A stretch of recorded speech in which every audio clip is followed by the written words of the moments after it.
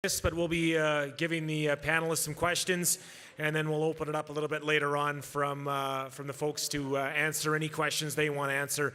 We don't want to keep everybody waiting for the food and drink, because that's what we're here for, right? So we'll be doing that here shortly after our session here. So I want to continue on and introduce our panelists. We've heard from 3 of the 4 so far this evening.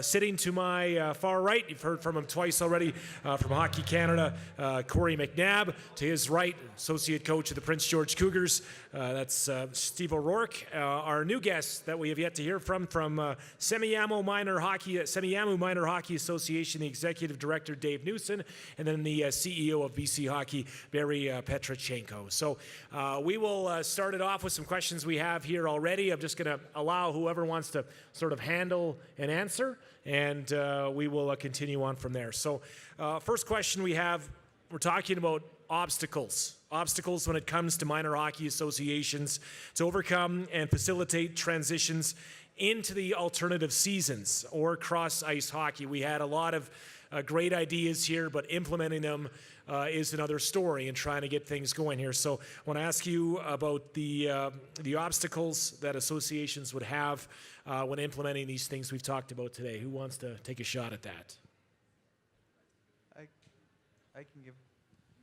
I can give that a try. I think I can just imagine the person who's here for the first time, their first AGM, and hearing the presentation and thinking, holy cow, my first AGM, and they're saying I got to change everything in my minor hockey association. And I think that's the obstacle. I mean, it's really a long-term program development model that we probably need. We're not going to do this by September. We're not going to do it likely full scale in the next couple of years, but I think the dialogue is good, and I think what we're trying to do at BC Hockey is trying to start that dialogue so that it gets down to the local level and we can start building the plan. But long-term planning is difficult, as anyone in the room can attest to. So I'd say that's one of the biggest obstacles. I don't think many people in the room probably think these are bad ideas, but there are challenges to getting them started. Anyone else want to take a stab at that? I can add a few comments. Just I agree with Barry's comments for sure. And at the minor hockey level, we're trying to nibble away at it a little bit. We recognize there's big sort of structural changes to and years of the way things have been done. So we've implemented a couple of programs that we offer on a seasonal basis or a term basis inside our association.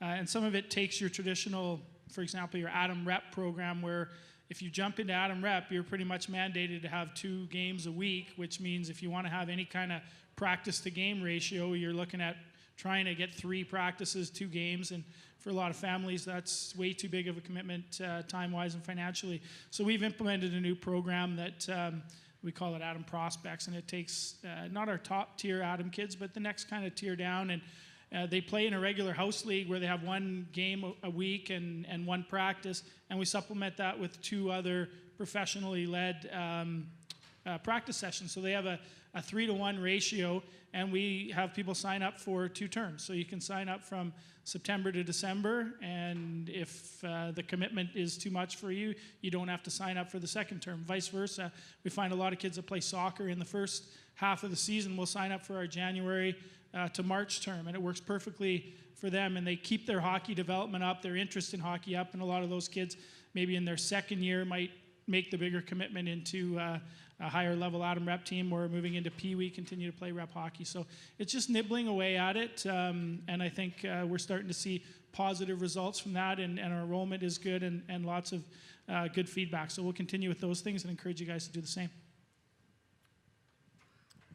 Yeah, I was just going to add, you know, the key thing is when you see all the points on the slides and different ideas, it's almost doing a bit of a survey within your association and looking at what are those things that you're already doing well, continuing to do those well, and if there's other things that you can change, sort of prioritize them and pick off 1 or 2 or 3 things that you can do now. And like I said, every association is different. The dynamics are different in every single community across the country.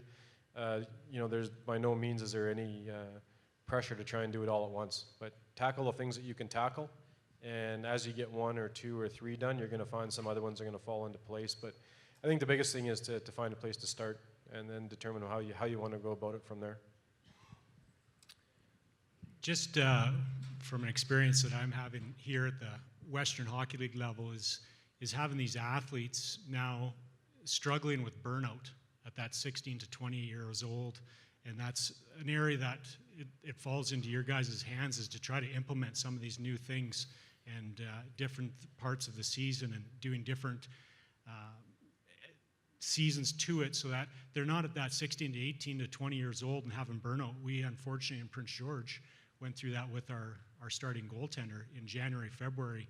He was actually chasing a record for the franchise, and he was struggling because he'd been to I don't know how many goalie camps and how many practices and whatnot. And again, it's in your guys' hands to hopefully create that so that these guys have less burnout and have that excitement at that 16 to 20-year-old age. And it becomes difficult to work with these guys at times to motivate them because they've had so much coaching and structure and different things that if they come to us with a little more enthusiasm for the game, it becomes a lot easier to handle and manage those guys.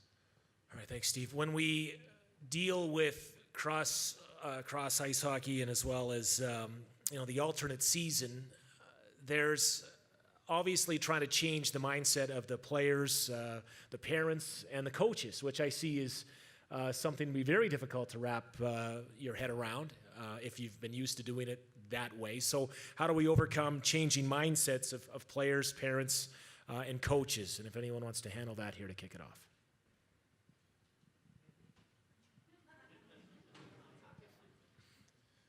Well, we deal with it at the association level for sure. I think it's changing already, though. I mean, we notice that kids coming into our association, and in a lot of cases the parents, they don't know it any differently. So we can start with those entry-level players. Cross ice is the only way they know hockey, and for us in our association, we have kids now that are moving into their first year of Adam, and they've never played a full ice hockey game, which is a good thing. They've grown up on cross ice, and it's now the norm. I have to catch myself often when I talk to some of the incoming parents, and I talk about the way it used to be, and really there's no reference point for them of the way it used to be, so I shouldn't do that. I say the way it is this is how you play, and these are the benefits of it. And I think we're starting to see that change, but it is continual education. We do get people that played the game, especially, that expect it to be how it was when they played 35 years ago. But letting them know that times are changing. But I think a lot of the families and a lot of the kids are a little bit, we maybe get too caught up in it. To them, this is the way it is, and they learn pretty quickly. Barry, you wanted to add to that? Well, just jumping on those topics, I think that's where we have to work together because, whether it's your association that has to back up your coaches, whether it's your district that has to back up your association or the branch that has to back up the districts. We even have to go to Hockey Canada, maybe even the NHL, to be in a position where our philosophy or our programming is such that we have reasons for it.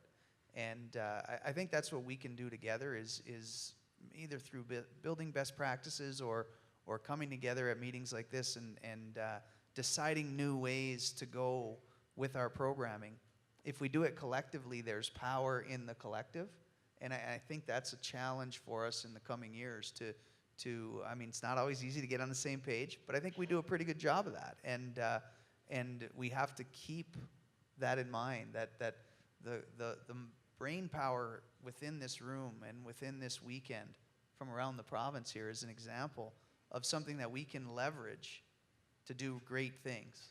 But we have to put some time in there. We have to work at it, and we have to try to develop those programs together. Steve or Corey? I just believe education and rationale, so that you always have information to back up decisions, back up concepts, back up ideas. And the other thing is consistency. When everyone is dealing with the same thing, it's much easier to get done. But as we all know, in minor hockey associations and minor soccer clubs and basketball clubs, you name it, if everyone's doing the same thing, people tend to be okay with it.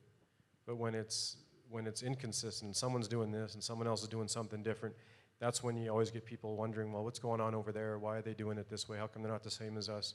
When the rules are the same, when the concepts are the same, it's much easier to move forward as a group, as Barry said, as a collective whole. And you know, the decisions like this aren't made just on a whim or someone's opinion. There's data, there's information, there's research that's been done to back it up, because you have to make sure when you're making decisions like this that it's the right thing and for the right reason. So they're not done hastily. There's some purpose behind them for sure. I think also modeling that behavior, I think our top level coaches like Mike Babcock and Barry Trotz, you saw here, Ken Hitchcock, I think these guys are very progressive thinking and always looking for new ideas. And I think that's starting to filter down. I was watching a really good video the other day on YouTube on shooting, and it was there's a little bit part from an all-star game with Jeremy Roenick, and he was standing there shooting off of 1 foot. And the announcer kind of says, this seems kind of odd. And Barry Melrose, who was at the time talking about it, he says, that's not right. That's not right at all. And the announcer goes, well, he scored back-to-back 50-goal seasons. And Barry Melrose goes, 17 years of the Barry Melrose Hockey School, that's not how we teach it, he said. But now I think that type of thinking is starting to subside. And I think the Olympics and the brain power that's coming together in our Olympic stuff with like Mike Babcock, Hitchcock, Claude Julien, these guys just coming together and sharing ideas just to become better coaches, I think is starting to be seen and modeled and filtering down through the levels.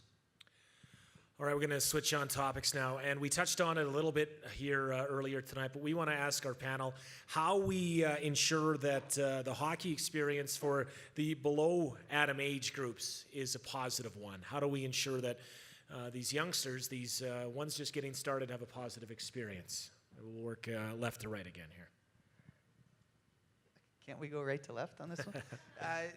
Well, it's pretty basic, but it's been mentioned several times tonight. I mean, we need to build fun into the game. I still play the game. I know there's at least a couple people in the crowd who still play the game, and there's a reason for that. We weren't the best because we didn't make the NHL, but there was something about the game that appealed to us, and I think that comes from a very early age. And the people who, the job that we do at the entry level is so important for the future of the game and for the future of our associations, for the ability for us to provide hockey to the greatest number of players, really comes down to the enjoyment, and you get greater enjoyment from proper skill development. So I think it's a pretty simple formula, but I think it's a difficult task to instill that, and I think that's why we need to take the steps we're taking to make our initiation program standardized and as good as it could possibly be. Yeah, the other thing I'd add to that is just removing a lot of the structural things and too much structure around the game. We find, kids don't play road hockey the same way maybe we did, and obviously don't get out on the outdoor rinks and things as much anymore. And if we can have more of a free-flowing opportunity for kids to just go out and play sort of pond hockey style or small area games and just really have some fun and experiment and those type of things, I think that'll keep them coming back to the game. And the more they come back, the more we can start to add the skill development and add all those other pieces to it. But if the fun part of the fundamentals aren't there, they won't enjoy coming to the rink, and we'll lose the message and we'll lose the audience. Okay. Steve? Yeah, I agree. That is huge. For us, you can develop a system within a week or two of practice at the Western Hockey League level. We can implement it, and we can be doing a forecheck, a neutral zone forecheck, D-zone quickly, and then doing it through video. But do you know how long it takes to teach a defenseman to start off with one crossover only and just go straight back? That takes us months at our level, maybe years, to teach a defenseman to do that after doing it 4 or 5 crossovers to get started. That's a skill that takes us forever to teach. Or having a nice quiet stick as a defenseman, that takes a long time. The system stuff, we can get 5 guys on a page pretty quickly and then go through video and adapt it and whatnot.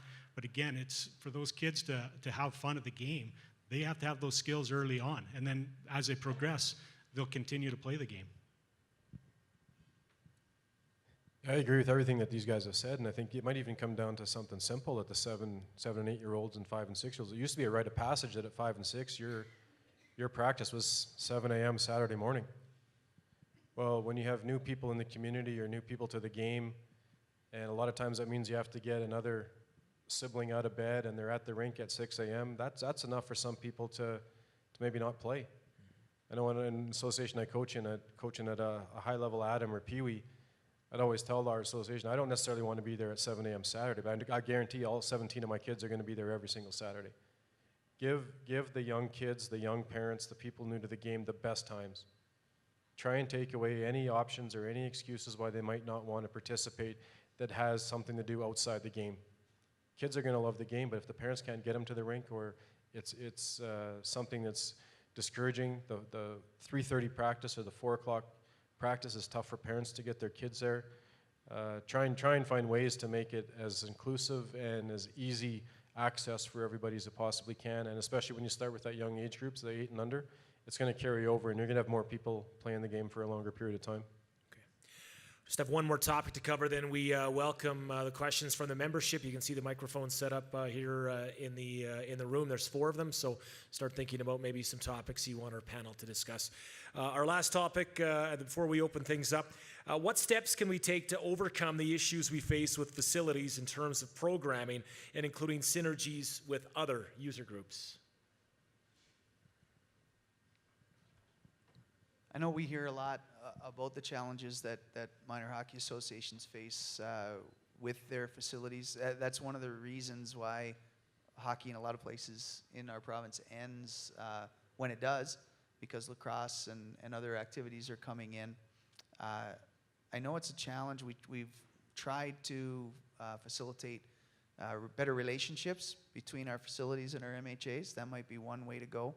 I think it's pretty common that facilities and minor hockey associations, for as much ice as associations rent, they probably don't have a lot of dialogue with their facility. And our experience just with a couple that we reached out to from the branch level, they actually want that dialogue. They want to be a part of the conversation, and we might just find that if we encourage that and find a way to develop that, it might work in our favor. I think also finding ways to use their facilities, and this isn't anything new, but using the facility more outside of the prime minor hockey hours, finding a way to do that is something that we have to at least try to achieve. We've made some headway with skills academies, with some school programming. I think there's ways to develop that further, and I think it's got to be a goal for us moving forward. I think that's one of the big advantages of the cross ice hockey already. It's allowed us to have a lot more flexibility with how we set up our programs, because we can be more efficient with how we use the ice. Allows our times, like Corey said, for our younger kids to be much better, more attractive ice times at our local rink rather than some of the satellite arenas that we have to use. So that's one innovation already, or one benefit of the cross ice. So always looking for ways to be efficient with the resources you have, and not using maybe a lack of facilities as a crutch right out of the gate. Okay. Be creative. Most communities have ringette going on. A number of times I've seen a ringette practice, we're only using half the ice. Why not schedule ringette on one half, hockey on the other for shared ice? Work with your local can skate programs. I know BC Hockey's been working with some concepts there. It's partnering. At the end of the day, we're too many times right now, I think sport groups and communities are competing with each other, or competing for the same kids, instead of trying to find ways to work together to make things work. And concepts of utilizing the ice, where maybe it's an hour-and-a-half time slot where one team is out there for 30 minutes by themselves, another team joins, they have 30 minutes of shared ice, the first team leaves and the other team gets half an hour of full ice. Over the course of a Saturday, you're going to get 4 or 5 extra teams on the ice in the same amount of time you originally had allocated. So it's just being creative with different things that you do. Shared ice practice from Adam and Pee Wee. There's no reason you can't have 2 teams on the ice all the time. Everything we just talked about with cross ice and small area games, Adam teams don't need full ice. The number of teams that require or want full ice practices for their Adam or Pee Wee teams, it's not necessary. Yeah, it's fun to have it once in a while, but when you look at what we're trying to teach in the core components of the game, the more times you can share ice with someone else, one, you're going to cut your cost in half, or you're going to get twice as much ice time. Those are just some common sense things. So there's just be creative. You know, try and find 5 ways to make things happen instead of 5 excuses or 5 reasons why they won't. And you'll be surprised at how many things you'll come up with that will make it a lot easier to utilize your facility and maximize the ice time that is there. You know, a lot of the things that Corey said tonight, a lot of the concepts he's talked about, can serve as a rallying cry for us, I believe, in minor hockey. I think a part of this, as we've gone around to the districts and to the associations over the past 2 years, one of the things that keeps coming back to my mind is whether or not collectively we're committed right now to having the most possible players registered or playing in the game. And I don't mean that as a criticism at all. I just think that as a group, I wonder if that's really our goal, because if we think about it, our structure, our leagues, our setup doesn't really lend itself to get more players involved. It's a kind of not a cookie cutter. I don't mean it negatively. I just mean it's a standard thing that we struggle and work very hard to put that program in place every year. And I think over time we've got to try to move toward trying to get more kids playing. I think we have a focus on our top level kids. I think we have a focus on our top level programs, and that dictates a lot of what we do. I think we can be more creative, and I think that in most communities, the facilities will appreciate more users more than more ice times for smaller numbers of users. So I think there's some ability there for us to develop a new plan. Again, I'm not saying for September, but as a group, somehow we've got to challenge ourselves to make that our goal. You know, I believe in the game. I think that everybody in the room believes in the game. I would think that we would all share a common goal of exposing it to as many people as possible. All right, now I know we're running out of time here, so we do have some time for some questions from the membership here. So if you have any questions, just feel free to step to the microphone, identify yourself, what association you're from, and your name. And we have about 10 minutes before they chase us out of here and drag us over for food and drinks here. So You shouldn't mention food and drinks to this crew if you're trying to get them to ask questions. anybody want to lead us off? All right. Is this on? Yes, Okay, here we now, go. yeah. I'm Matt Young, and I am from North Vancouver. And my question is this, is that we're information and education rich, accountability and activation poor. So my question is from BC and Hockey Canada, what can we do to actually bring some accountability to the things that we're talking about? Because I don't think anyone would disagree for the concepts, but actually implementing them is a completely different thing. It becomes optional. And given the option, we seem to, by and large, choose the path of least resistance. Because nobody wants to go first in implementing these things a lot of the time. So has that been a part of the discussion from Hockey Canada or Hockey BC, or is that even on the table? So moving from information and education to the actual activation and bringing some accountability to the great things that have been shared. I think it's a great point. I know we're in the middle between Hockey Canada and our member associations. So we feel it for sure, even to the extent of our accountability back to Hockey Canada. Personally, I think that if we are going to be successful in the future, we're going to have to work together to build the trust and the desire to have that accountability. So in a perfect world, and nothing's ever perfect, but in a perfect world, a program nationally, like the initiation program, delivered through the branches to the minor hockey associations and ultimately to the player. And then accountabilities back along the way. And I think we're getting there, frankly. It doesn't happen quickly, that's the thing. And we have a lot of information right now. That's why I think we're on the cusp of having to move in a direction where we all trust each other enough to say, hey, this is the direction we're going to go in. Because it is very difficult to be a leader. It is difficult for anybody in our membership to do something differently.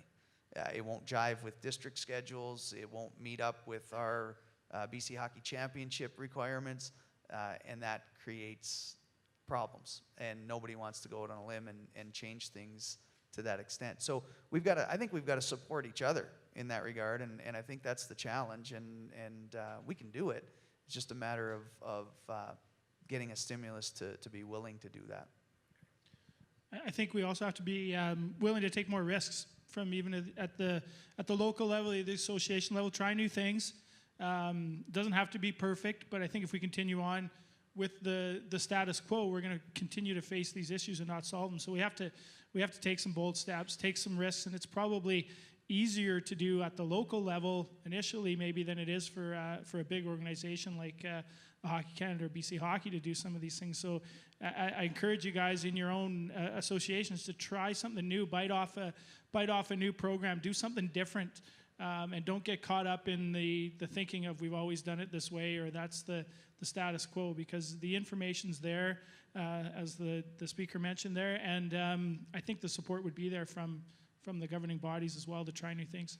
That much is for sure. I've seen that at Hockey Canada over the last 5 years, and certainly with BC Hockey, with our new structure and what we're trying to achieve. If you want to try something, we're there to support you more than ever. I think our zone programming pilot this year is a great example of that. If we had brought that up 10 years ago, I don't think it would have happened, just because of the dynamics and the situation of the day. But if you want to try something, we're there to support, and however we can help, we'll be there. So, and Hockey Canada is the same way. I know Corey feels that way, and we just want to work together to make hockey better. All right, probably time for one, maybe two more questions if anyone wants to step up and ask our panel. Don't all rush up at once.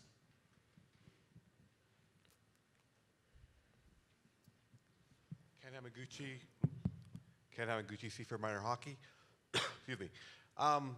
We all know hockey is an expensive sport, but over the years with the introduction of the academies and major midget, are we afraid that the cost of playing in these programs, 10, 12, 20,000, is going to drive away some of the players who have the skill but they don't have the money? So I guess the issue of the cost of playing hockey now in the elite levels. I've talked to a number of people, and they would like their kids to play, but they can't afford it. So I guess my fear is that we are creating these good elite programs, but at the same time, we're also driving away other kids who can't afford it. So just wondering how we deal with that. Okay, thank you. I'd just start with a quick comment that I don't think tonight we're talking much about elite programming. I would venture to make the statement that if your daughter or son were in competitive dance or competitive swimming, that the costs would be comparable to what our top level costs are. I really think that what we're talking about here is about the programs below that midget AAA level, that Bannerman midget level. I think if we're going to grow our participation, it's going to start at the entry level, and as I think it was Corey said tonight, at 8 and 9 years old, everybody's high performance. And those programs aren't that expensive, at least not in our association. Shout out to Saanich Minor Hockey. They're not that expensive at those age groups. So the challenge is to not have people look at our programming and automatically think that they have to play major midget. That's a choice. We have to offer programming if we're going to grow the game way below that level that draws players into the game. So, that's how I feel about it. But there's no doubt that people look at us. One of the big things that came back to us when we talked to associations this year was we have to prove to the people out there that the myths about hockey are not true. And one of the myths is how expensive it is, because every association in this room is struggling every year, I know, to run their program at the least possible cost. And I think we do a fantastic job of it. We should be telling people, everybody who wants to listen, that it's fairly cheap sign your child up for swimming lessons for a 4 or 6 week run of swimming lessons, and then put that over the cost or the length of a hockey season. Those swimming lessons cost more. And all you're doing is jumping in a pool. No disrespect to swimming lessons, but you know what I mean? Like, we've got programs, we've got coach certification, we've got everything that we do to run our programs, and you do it quite well and quite inexpensively. So that we should be promoting that, as opposed to, I think we get dejected by the cost of our elite programs, and it affects how people look at us. I would agree. Again, at the younger levels, I think we need to try and do what we can to keep things as consistent as possible at your initiation, novice, Adam, Pee-wee. Keep as many kids as we can playing at that level. And then when you get to be, 13, 14, midget, then it really, I believe it's up to the choice of the parents. The skill academies and sports schools that have come across, in the last 6 to 8 years, some of those are a fantastic option for a lot of kids. And for other ones, they're not. Midget AAA in your local community is a good option for them, and that's really what we want to try and do is provide as many options as we can, and then let people make the choice. When we look at the education system, there's people that are very, very successful that went to community college and make more money than someone that went to Harvard. What it is, it's really about trying to give people choices and options so that we can keep as many kids playing for as long as possible at as high a level as possible. That's really our ultimate goal from a long-term player development strategy. And what works for some family is great, and I do believe that good players are going to be found nowadays. You look at Prince George, they know where all the best players are in Western Canada. They know who they are. Everyone knows where the good players are. The good players are going to be found. But I do believe that at the 12 and under, Pee-wee and under, the more we can do as organizations to keep things as consistent, keep unnecessary costs down where they don't need to be, it's gonna pay off in our game in the long run, and we will have more kids playing at higher levels and have more kids stay in the game longer. Okay, thanks everybody. Again, thanks to our panel, to Barry, to Dave, to Steve and Corey. Thanks for taking some questions here. And of course, everyone will be around all weekend long if you have any one-on-one questions you'd like to address. So that'll do it here for our Friday night sessions. Before we get to our social, just a reminder, please, to pick up your voting cards and your accreditation to access the plenary sessions, the luncheon, as well as the awards banquet tomorrow. The voting table will be open tomorrow morning beginning at 7 a.m. until 11:30 in the morning. So thanks again for attending the Friday night sessions. Off to the social, Salon C and D, and everyone have a great night. Thank you.